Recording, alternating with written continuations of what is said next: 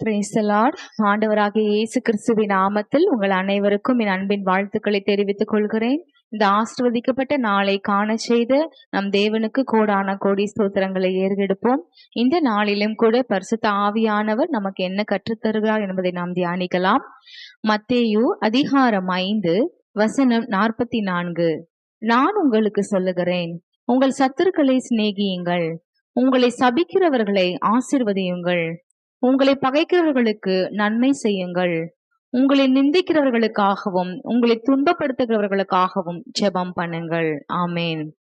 ஆண்டவர் நமக்கு இந்த நாளிலும் கூட கற்றுத்தருகிற காரியம், உங்கள் சத்துருக்களை சிநேகியுங்கள் என்று சொல்லி ஆண்டவர் சொல்லுகிறார்.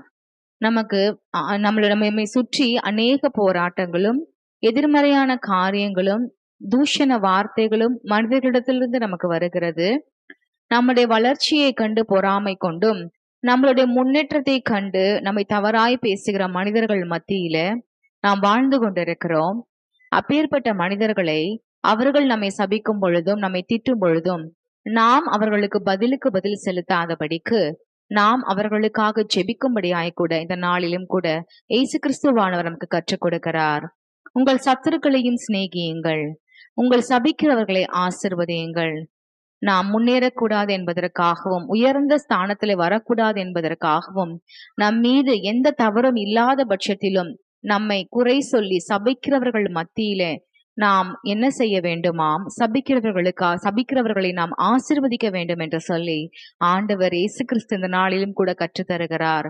ஆம் பிரியமானவர்களே, நம்மை துன்பப்படுத்துவர்களுக்காக நாம் ஜெபிக்க வேண்டும், நம் சத்துருக்களை நாம் சிநேகிக்க வேண்டும், நம்மை சபிப்பவர்களை மாறாக நாம் ஆசீர்வதிக்க வேண்டும் என்று சொல்லி ஆண்டவர் நம்மளுடைய உள்ளான மனிதனை புதுப்பிக்கும்படியாய் கூட இந்த கட்டளைகளை நமக்கு கொடுத்திருக்கிறார். இந்த நாளிலும் கூட முடிவெடுப்போம்.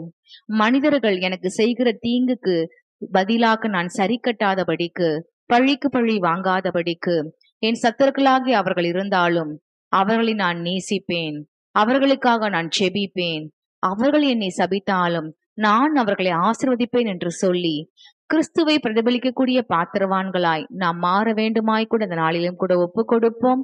அதைத்தான் ஆவியானவர் நம்மளிடத்துல விரும்புகிறார். கண்களை மூடி ஜெபிக்கலாமா? நன்றி செலுத்தி உம்மை துதிக்கிறோம், ஸ்தோத்தரிக்கிறோம்.